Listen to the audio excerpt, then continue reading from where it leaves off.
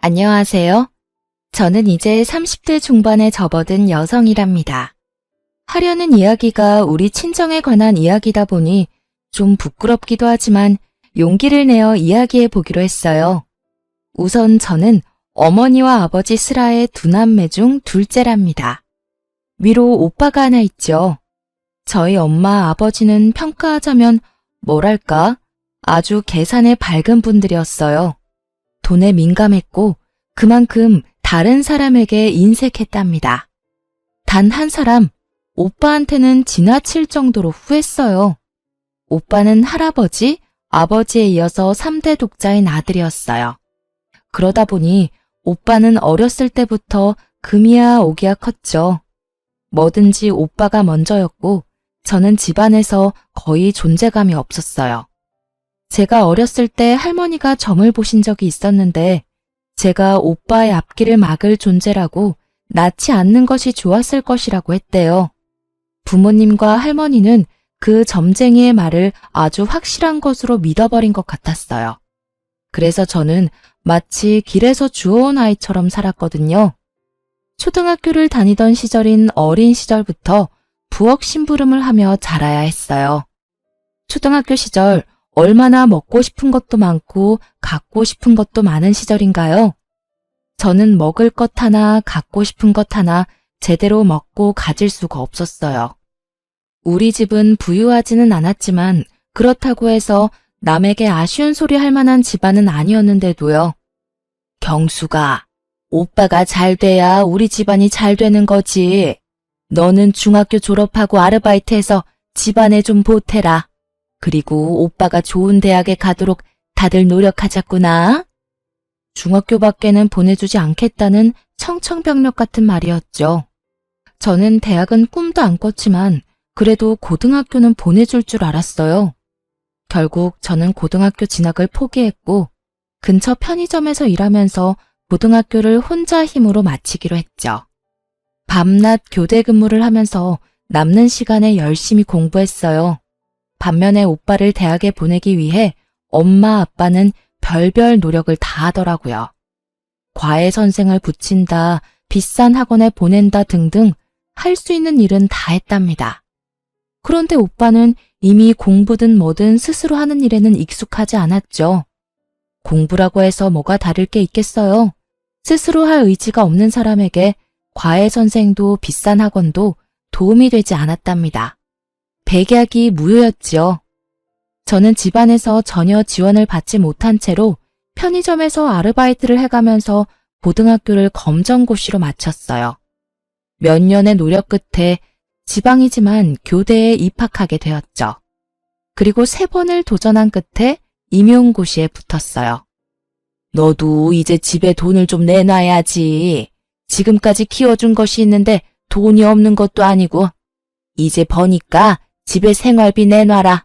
너도 조금 쓸 돈은 필요할 테니 한 20만 원 빼놓고 나머지는 집에 내놔라.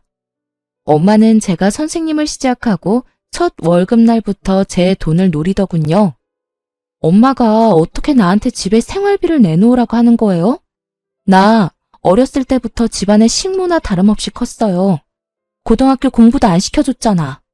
편의점에 취직할 때 미성년자라고 취직 안 시켜준다는데 부모 동의 받아오라니까 엄마 얼른 도장 찍어주던데요. 그 돈까지 달라고 했으면 지금 달라고 하면 안 되지. 설마 그 도장 찍어준 대가로 생활비 내놓으라는 거예요? 엄마가 저한테 해준 게 대체 뭐가 있다고 돈을 내놓으란 거예요. 엄마의 요구를 거절했어요. 그리고 아예 집을 떠나서 학교 근처에 자취방을 하나 구했죠. 집을 벗어나니 정말 세상이 자유롭더군요. 그러나 돈을 요구하는 엄마의 연락은 집요하게 계속되었어요. 오빠는 왜 나가서 아르바이트도 못한대? 오빠한테 나가서 일해서 집에 돈 내놓으라고 하세요. 분명 말하는데 나는 한 푼도 못 줘요.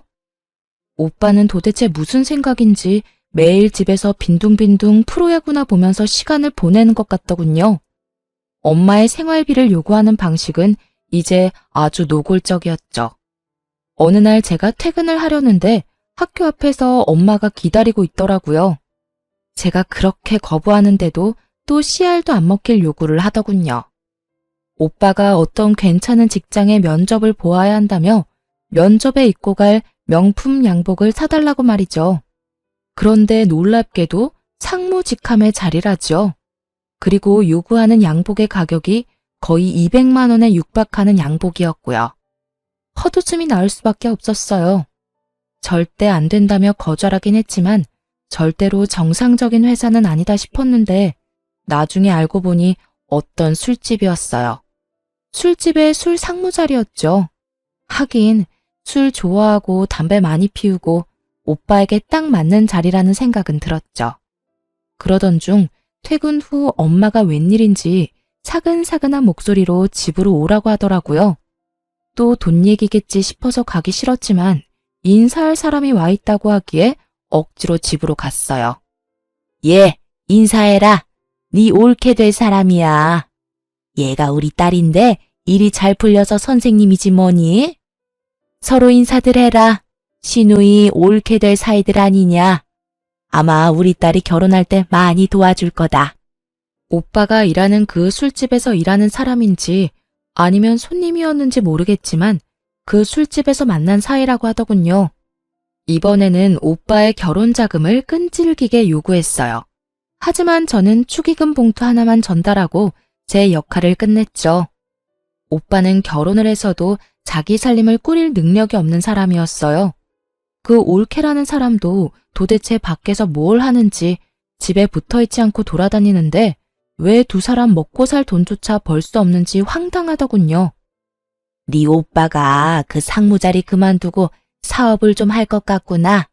그래서 말인데 경수가 네가 직업도 확실하고 신용도도 좋으니 대출을 최대한 받아서 좀 보태라.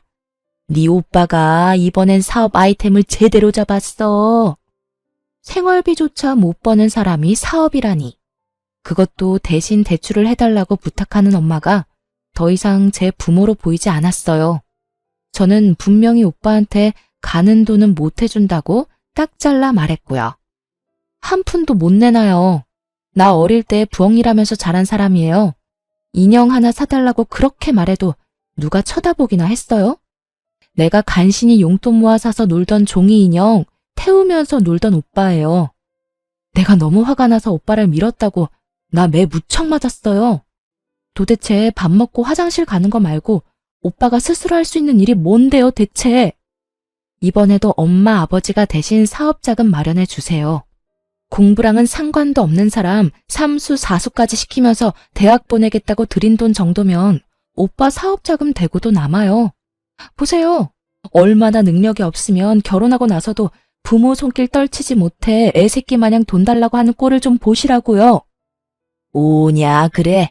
내가 너한테 뭘 바라겠냐? 아이고, 제 오빠 앞길을 가로막을 것이라고 하더니만 아주 그 말이 딱 맞아. 제 오빠가 일을 하겠다는데 한 푼도 못 돕겠다고? 이게 낳고 키워준 대가냐? 엄마하고 이렇게 큰 싸움이 되었어요. 엄마가 절 한 대 칠 듯이 말했지만 제 입장을 굽히지 않았죠. 그런데 올케가 결혼한 지 7개월 만에 아들을 낳았어요. 알고 보니 속도 위반이었죠. 그렇게 세월이 지나면서 저도 이제 결혼을 생각할 나이가 되었어요. 같은 학교 동료 교사 한 사람이 제 마음에 들었죠. 학교 안에서 이 사람의 성실성과 근면함을 인정하지 않는 사람이 없었거든요. 인사고과 성적도 좋았고 학생들에게도 인기가 있는 사람이었어요. 그리고 그 사람을 아는 모든 사람들이 착하다고 평가하는 사람이었죠. 저하고는 나이 차이가 좀 있었거든요. 처음엔 서로 설레는 마음을 안고 연애를 시작했는데 시간이 지나도 선뜻 결혼하자는 말을 안 하는 거예요. 결국은 제가 먼저 마음을 밝혔는데 단번에 차이고 말았답니다. 나도 경숙 씨 참 좋아하는데 내 처지가... 미안해요, 경숙 씨. 나 살기 바빠서 연애는 지금처럼 가볍게 해도 저는 결혼은 못하겠어요. 정말 미안해요. 거의 울다시피 이런 말을 하는 것이었어요. 그 다음 날부터 그 사람에 대해 여기저기 물어보았어요. 동료 교사가 저에게 몰랐냐며 한 가지 말을 해주더군요. 아들 아이가 하나 딸려 있어요. 글쎄 아이가 어릴 때 아이 엄마가 사고로 세상을 떴다지 뭐예요? 젊은 사람이 재혼을 해야 할 텐데 아이 때문에 쉽지 않은가 봐요. 사람은 정말 어디다 내놔도 괜찮은 사람인데. 분명 저를 좋아한다는 진심은 느껴졌는데 그 사람에게 처한 환경이 그를 막고 있다고 생각했어요. 오히려 제가 그를 더 좋아하고 있는 처지라 아이를 함께 키울 자신은 크게 없었지만 선뜻 고백을 해버렸죠. 이런 일에 처음부터 자신 있는 사람은 없다고 생각했어요. 가장이 번듯하면 아이가 딸려있건 없건 문제될 게 없다고 생각했고요. 그와 그의 아이를 키우면서 어려움도 같이 헤쳐나갈 마음의 준비를 했답니다. 저희 집에서는 한바탕 또 말거리가 생긴 셈이었죠. 하긴 이 주제에 그런 결혼밖에 더 하겠니? 부모한테 따박따박 대들면서 성질머리를 부렸었더니 아주 좋은 사람을 만났구나. 굳이 반대할 생각 없다. 네 마음대로 하려무나. 하지만 결혼 준비는 네가 다 알아서 해라. 네 오빠 결혼시켜서 돈도 없지만 말이다. 그렇게 그 사람과 100년 가약을 맺었답니다. 아이는 초등학교 1학년이었는데 눈이 똘망하니 귀여운 아이였어요. 신혼여행을 갔다 와서 친정이랍시고 인사를 갔는데 하다못해 사위 대접할 음식 하나를 제대로 만들어 놓지를 않았더군요. 제가 미안해서 남편에게 얼굴을 들 수가 없을 정도였어요. 그리고 어쨌든 제가 키우게 된 아이니 집에 인사를 시켰죠. 오빠의 아들과 내 아이에 대해서 차별은 뭐 보나 마나였죠. 아이는 둘인데 과자는 한 봉지만 사와서 어린 조카만 먹이는 것이었어요. 어릴 때 오빠와 저를 차별하는 것과 똑같더군요. 자칫하면 아이에게 저 어릴 때와 같은 상처를 줄 것만 같아 조마조마했어요. 아이가 참 어리지만 제 아빠를 많이 닮아 정말 착했어요. 남편은 말할 것도 없이 성실하고 착했고 아이도 수줍게 저를 잘 따랐어요. 남들이 뭐라고 하건 저는 정말 행복한 결혼 생활을 누리고 있었죠. 하지만 한 가지 걱정거리가 있었어요. 그것은 남편이 너무 착해 빠졌다는 것이었죠. 불쌍한 걸 보면 그냥 지나칠 줄 모르는 사람이었어요. 주머니에 차비 한 푼 안 남기고 길거리에서 폐지를 줍는 할아버지에게 다 털어서 드리고는 걸어오는 일도 있었어요. 그러던 중에 우리 집에 뜻밖의 사람이 찾아왔는데요. 웬 품이 있어 보이는 노신사가 저희 집을 두드렸죠. 저는 신명순 씨의 유언을 집행하러 온 변호사입니다. 신명순 씨가 유일한 혈족인 김남훈 군에게 상속분을 남기셨어요. 무슨 상속일까 싶어서 이야기를 들어보았는데 알고 보니 상속을 해준 사람은 아이의 친외할머니라는 것이었어요.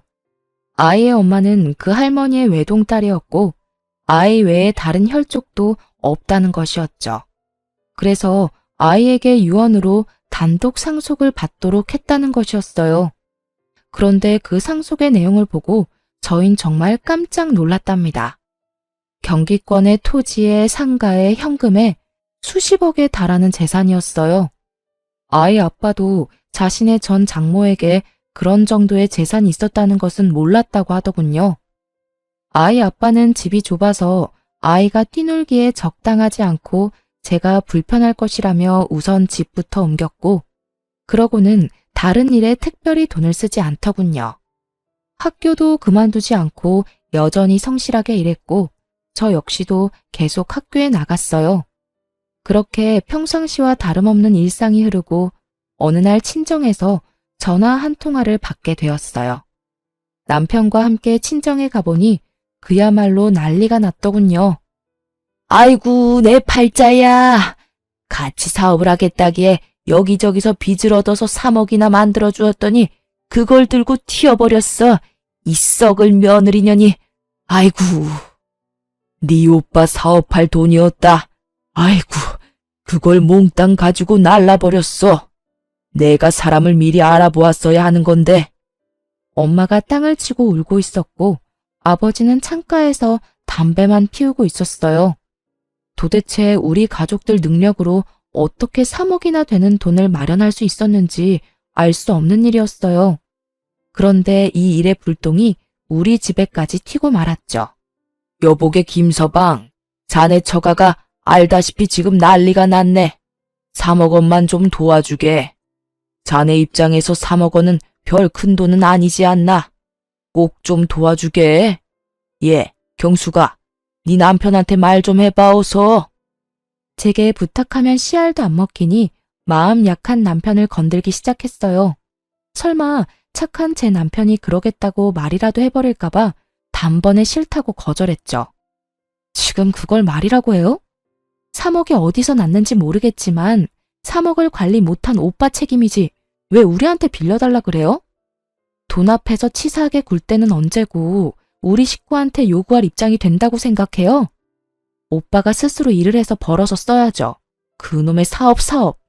사업할 주제도 안 되면서 그저 남 밑에서 일하기 싫어서 그깟 사장 소리 들으려고 사업하는 거 정말 우습지도 않아요? 올케라는 사람, 그 사람도 술집에서 만났다며. 그럼 이런 일 일어날 줄 몰랐다는 게 말이 돼? 앞으로 이 지긋지긋한 집이랑 인연 끊을 테니까 돈 빌려달라는 말 다시 꺼내기만 해봐. 그리고 우리 남편한테 몰래 연락해서 돈 달라고 압박 주기만 해봐요. 그땐 진짜 가만 안 있어. 다 뒤엎어버릴 테니까. 내 말 잘 알아들어요? 제가 아주 단호하게 거절을 하니까 집요하게 조르던 부모님이 일단 물러서더군요. 저는 이렇게 친정집으로부터 더 멀어지고 있었어요. 엄마, 아버지도 그리고 그 한심한 오빠도 더 이상 보고 싶지가 않더라고요. 착하디 착한 남편은 또 가족끼리 그러는 거 아니라고 저를 설득했고요.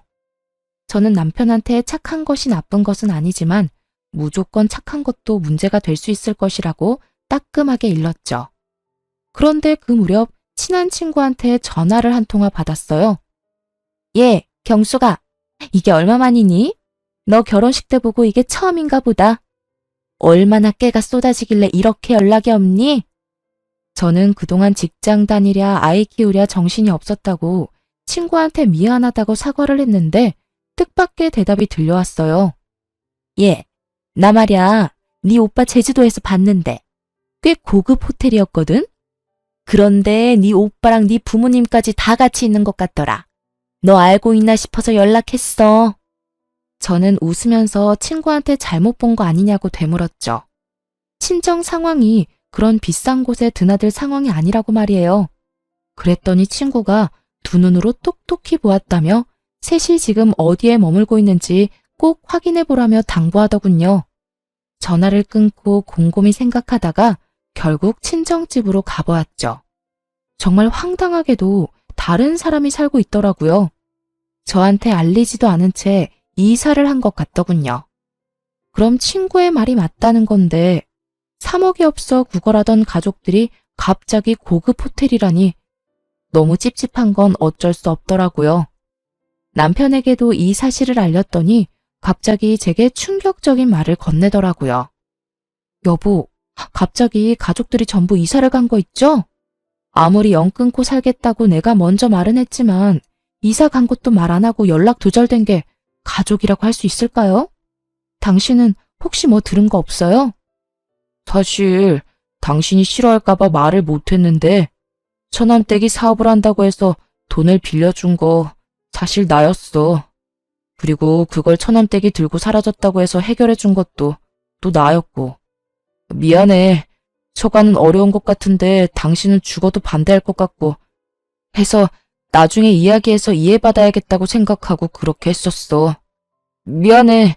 정말 미안해. 그러니까 처음에 오빠와 올케가 같이 사업을 하겠다고 해서 빌려준 돈 3억? 그걸 올케가 들고 튀었다면서 또 빌려간 돈이 또 3억이라는 것이었죠. 합쳐서 자그마치 6억이었어요. 이제는 저도 남편의 그 대책 없는 착한 성격에 대해 참을 수가 없었어요. 여린 사람이라는 것을 알면서도 대체 왜 그런 큰 돈을 제게 말도 없이 해줬는지 남편에게 큰 실망을 하고 말았어요. 6억이 6만 원인 줄 알아요? 당신 정말 왜 이렇게 내 말 안 들어? 그 돈이 거기 가서 쓸모 있는 곳에 쓰인다면 내가 말을 안 해. 보나마나 되지도 않을 사업에 투자해버리고 날릴 돈이었다고. 도대체 내가 우리 친정 도와달라고 말한 적 있어요? 왜 시키지도 않은 짓을 해서 날 이렇게 난처하게 만드는 거예요? 지금 내 속이 얼마나 끓고 있고 나문이한테 미안한 줄 알아요? 제발 그 성격 좀 고쳐요. 네? 무턱대고 착한 것만이 능사가 아니라고요. 착한 남편은 그저 미안하다는 말만 계속하더라고요. 친정 식구들이 결국 착하디 착한 남편의 성격을 이용해 저를 그리고 우리 집을 속인 것이었죠. 돈이란 거 그거 부질 없는 거야. 돈 때문에 그렇게 화내지는 마. 당신답지 않아. 돌아올 돈이라면 다 돌아오게 되어 있어. 어쨌든 그냥 드린 건 아니고 빌려드린다고 분명 말했으니 일평생을 두고 천천히 받으면 될 거 아니겠어? 그 이후로도 남편은 별 걱정이 없어 보였답니다. 그저 평상시와 다름없는 일상을 살았고 또 저만 속을 끓이고 말았죠. 남편과 아이에게 미안해하면서도 그만한 돈을 턱 친정 식구들에게 내어준 남편에게 바가지를 긁었답니다. 그러다가 저까지 그냥 있을 수만은 없다는 생각이 들었어요. 돈을 6억이나 떼어놓고도 착해 빠지기만 한 남편을 대신해서 아름아름 친정 식구들의 소식을 알아보기 시작했어요. 쉽지는 않았지만 돈을 써서 알아보니 금방 찾게 되더군요. 서울에 위치한 호화 빌라에서 떵떵거리며 사는 것 같더군요. 착해 빠진 남편은 제껴놓고 저 혼자 친정으로 찾아갔죠. 초인종을 누르자 안에서 화면으로 저를 본 엄마가 놀라더군요. 그런데 그 순간 계단을 올라와 친정 쪽으로 걸어오는 누군가의 얼굴에 소스라치게 놀라고 말았습니다. 돈을 들고 튀었다던 그 올케란 년이 손에 명품 로고가 붙은 쇼핑백을 잔뜩 들고 집으로 들어오다가 저에게 딱 걸린 거였죠. 올케를 붙잡아 세우고 같이 들어가기 전까지는 집에 못 들어갈 거라고 엄포를 놓았어요.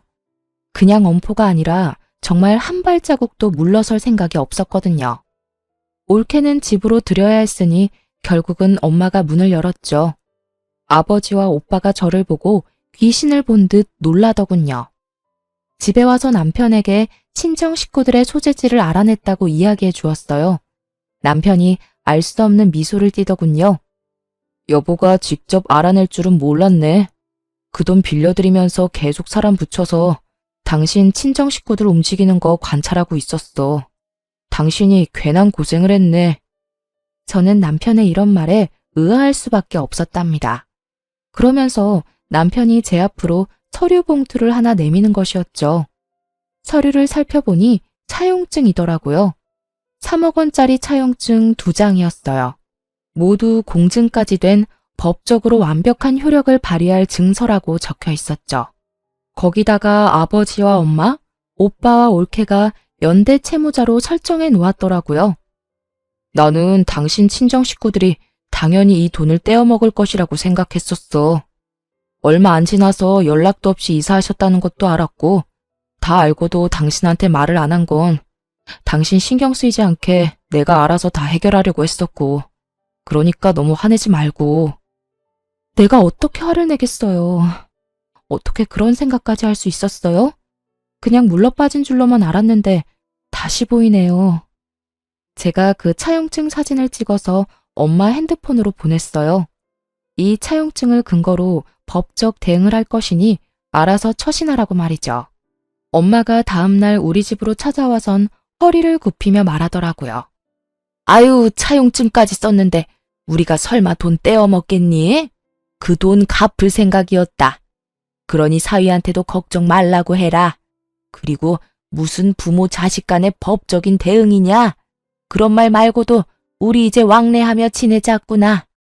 그렇게 친정엄마가 위선적인 살가운 인사까지 하고 집으로 돌아갔죠. 한동안 아무 연락이 없었고 저도 계속 친정 식구들을 관찰하고 있었어요. 그러던 어느 날, 그날 제가 몸이 많이 아팠어요.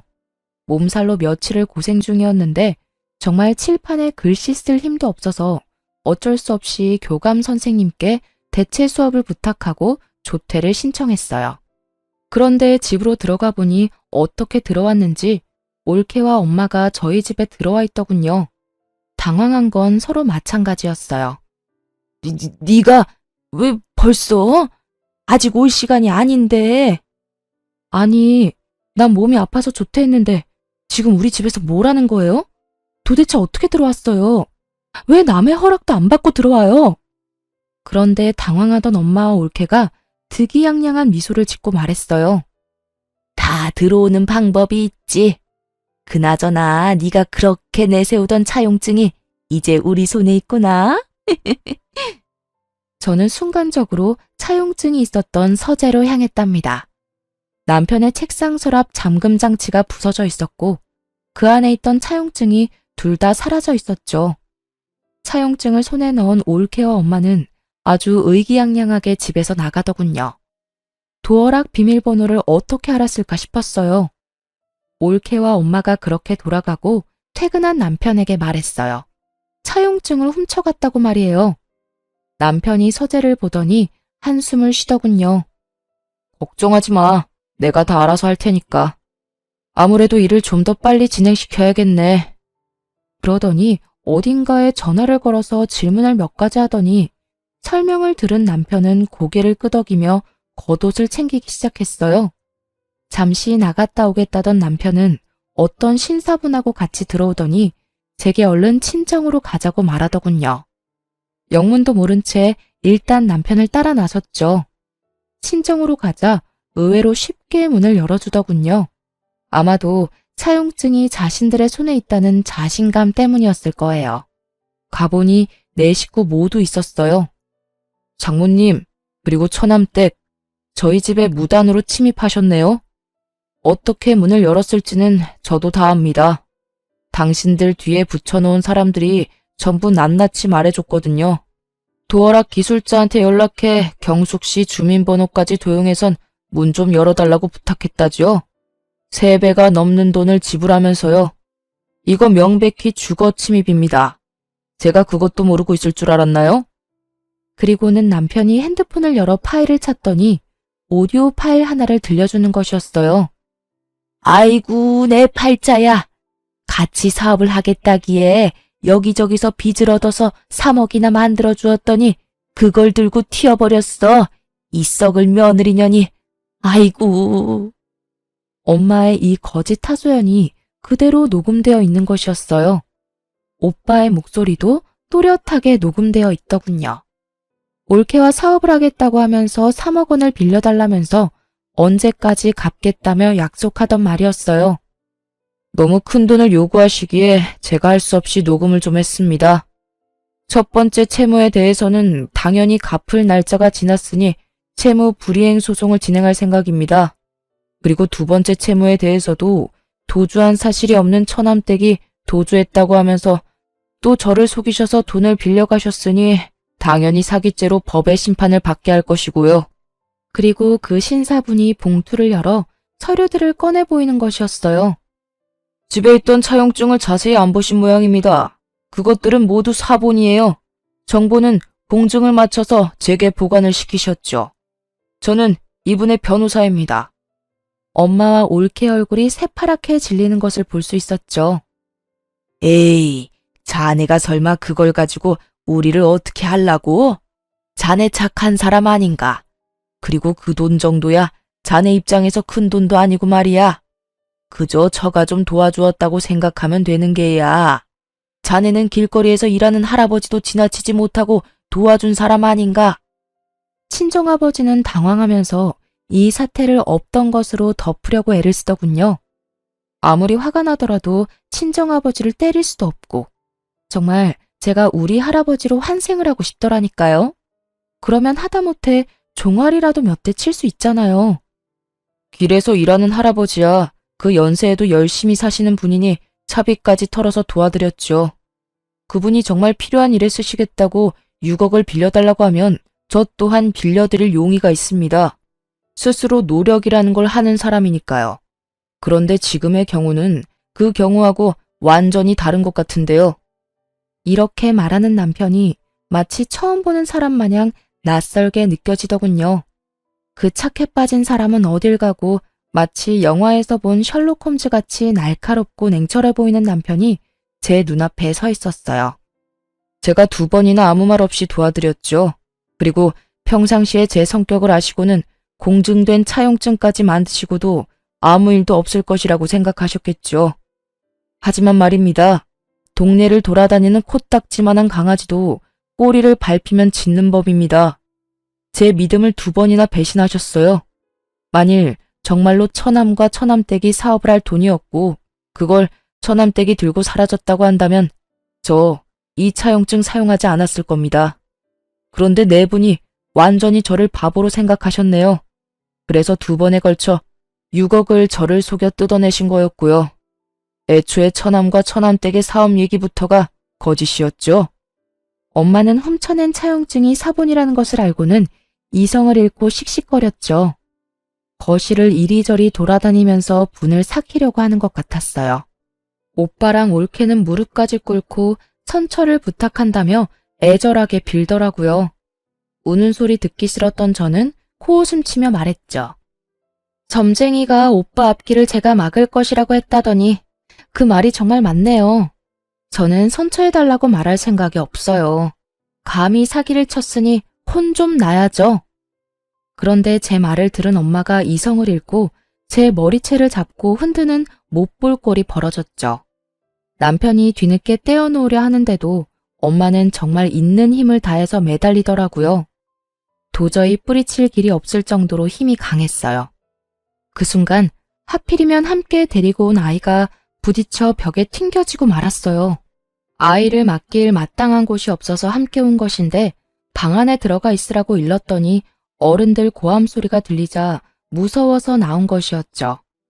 부딪힌 머리 쪽에 피가 보였고 피를 보더니 엄마도 흠칫하는 것 같았죠. 저 아이가 내 집을 함부로 드나들 때부터 기분이 안 좋았어. 건방지긴.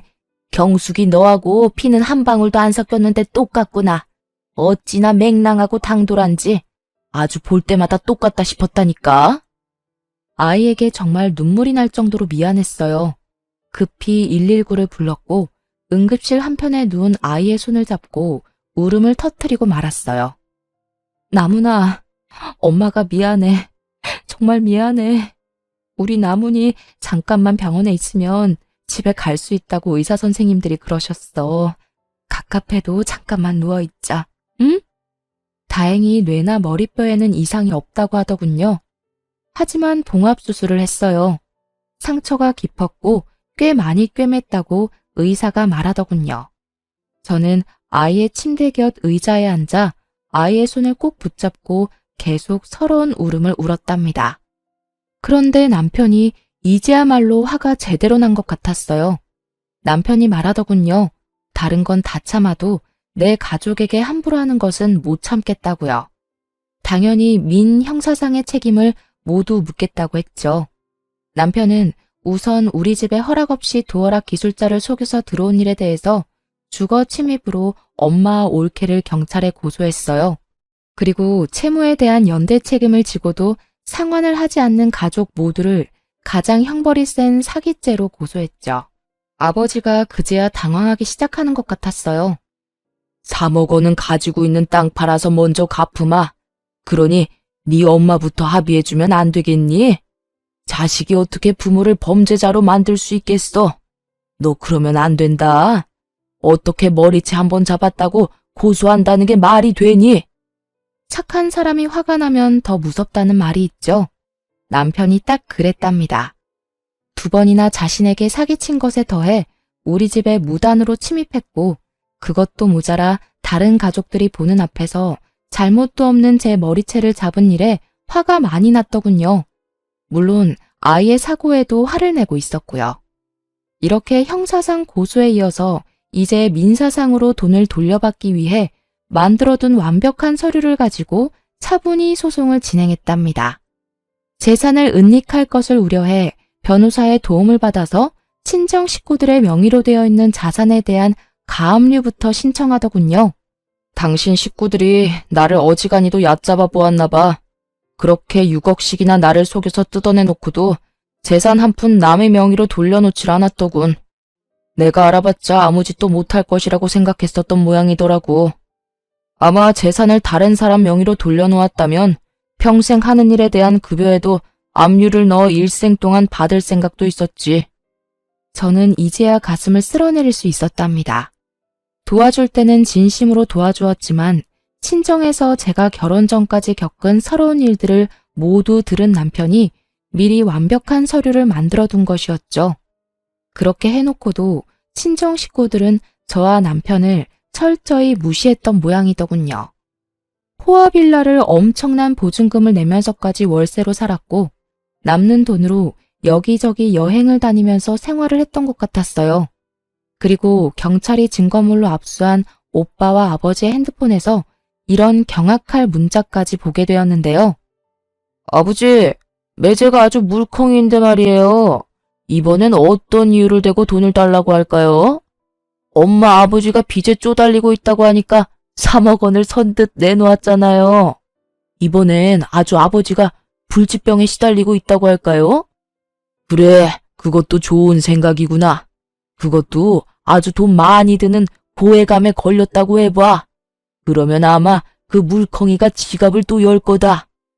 빌려간, 아니 사기친 돈으로 호화 생활을 하며 떵떵거리던 친정은 이제 폭망할 처지에 놓이고 말았어요. 그런 친정 부모와 오빠에게 제가 한마디 해주었어요.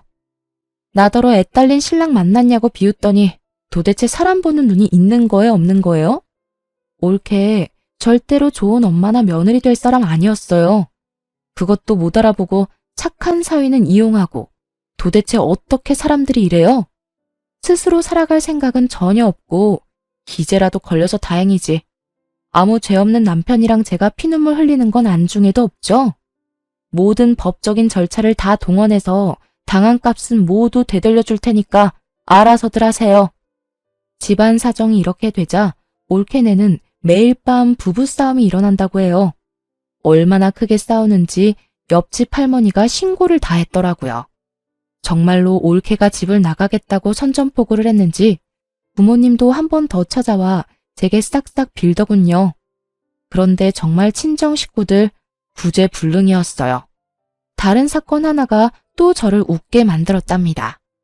친정 일이라면 이제 아주 서러운 일이라도 눈물보다 웃음이 먼저 나오더군요.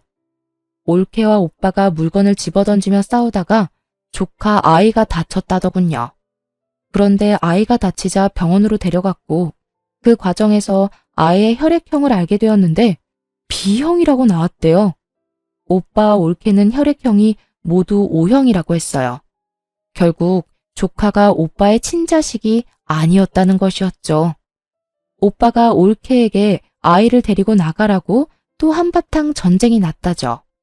엄마와 아버지가 올케를 내쫓았다더군요. 올케에 대한 주거 침입건은 여전히 조사 중이었는데 뜻밖의 사실을 알게 되었는데요. 올케가 먼저 만나던 남자가 있었는데 결혼은 하지 않고 동거를 했었나 봐요. 아마 아이의 친부되는 남자였겠죠. 올케가 그 남자에게서 돈을 빌렸는데도 갚지 않자 이 남자가 고소를 했고 사기죄로 유죄 판결을 받은 전력이 있다고 했어요. 이런 사실이 드러나자 올케는 도주의 위험이 있다고 경찰이 여겼는지 구속수사로 전환시켜 착실히 조사받고 있는 중이고요. 그 여자 처음 본 순간 어떤 사람인지 제가 딱 알아보았죠.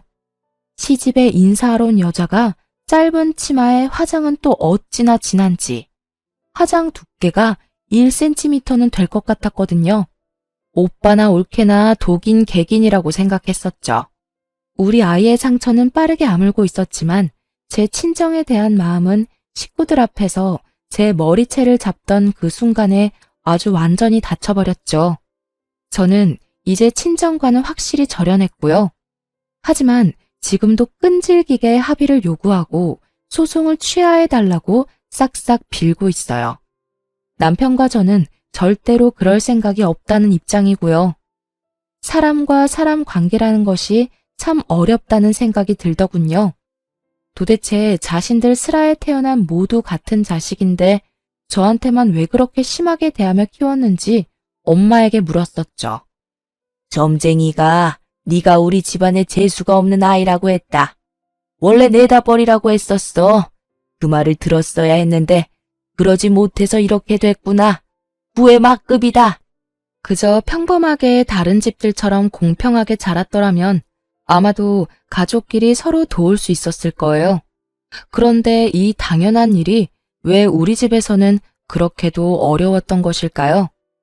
엄마를 비롯해 가족들의 사기 혐의에 대하여는 피해액이 5억이 넘는 경우이므로 특정 경제 가중처벌법이 적용되었어요. 그래서 이를 주도한 엄마가 1년 6월에 징역을 선고받았어요. 오빠도 엄마보다는 혐의가 약한 것으로 인정되었지만 특경법에 의해 징역 1년을 선고받았죠. 올케는 약식 기소로 벌금 500만 원을 내게 되었고요. 그리고 친정 식구들에게 남은 것은 하나도 없었죠. 살고 있던 집, 그 외에 우리에게서 가져간 돈으로 사놓은 부동산 등 모든 재산이 차용증을 근거로 압류되었죠. 들려오는 말로는 방 한 칸에서 아버지 혼자 지낸다는 말을 들었어요. 제 남편에 대한 사기에서 가장 적은 역할을 했다고 해서 아버지는 기소되지 않았죠. 세월이 다시 무심하게 흘렀어요. 아이는 어느새 자라 초등학교 5학년이 되었답니다. 머릿속 깊숙이 봉합수술을 한 흉터가 남고 말았어요. 아이의 머리를 쓰다듬을 때마다 미안함에 그저 눈물만 흘렀어요. 서러웠던 시간이 저에게서 점점 멀어지고 있었지만 아이의 그 상처가 마치 그 모든 세월을 대변하고 있는 것 같았답니다. 그리고 사람의 기억이라는 것이 그렇게 쉽게 지워지는 것은 아니더군요. 어렸을 때부터 시작해서 아이의 머리가 그렇게 다칠 때까지의 과정이 자꾸만 생각나지 않을 수 없었어요. 제가 무얼 어쨌다고, 도대체 집안에 무슨 죄를 지었다고 그렇게까지 증오를 표출했는지 정말 알다가도 모를 일이었어요. 사기죄로 검찰이 엄마를 기소하고 재판을 받는 과정에서도 재판부에 빌긴 했지만 가끔 저와 눈이 마주칠 때 그 눈빛으로 보아 결코 진심으로 잘못했다고 생각하지 않는다는 것을 알 수 있었죠. 최근엔 우리 가정에 경사 하나가 생겼답니다. 다름 아니라 제가 임신을 하게 된 것이었어요. 차별, 생각만 해도 끔찍한 그 일을 혹시 제가 저지르지 않을까 내심 큰 걱정이 되었어요. 내가 우리 나문이하고 이제 곧 태어날 아이를 조금이라도 차별하는 일이 생기지 않을까요? 나도 사람이고 무엇보다 핏줄이라는 게 무서운 거라서 내가 조금이라도 그 사람들을 닮지 않았을까 걱정이 되거든요. 아이를 가졌다고 마냥 기쁠 수가 없어요. 당신 집안에서 누구 하나라도 중심을 잡고 잘못된 것이라고 했었다면, 예컨대 아버님이라도 그러셨다면 일은 많이 달라졌을 거야. 우선은 당신이 반듯한 사람이고 내가 있잖아. 동생이 생긴다는 말에 나문이도 좋아했어요. 손을 꼽아가면서 동생을 기다리는 것 같더군요. 비록 오빠가 있었지만 형제 간의 정이라는 것은 생각도 못했던 제 어린 시절의 처지가 다시 생각났죠. 우리 아이들은 그런 일 없이 잘 자라나겠죠? 지금까지 지지리도 부모 복은 없지만 남편 복과 자식 복은 있는 제 이야기를 길게 들려드렸어요. 앞으로 제 앞길에는 행복한 일만 있을 것이라고 생각한답니다. 긴 글 끝까지 들어주셔서 감사합니다.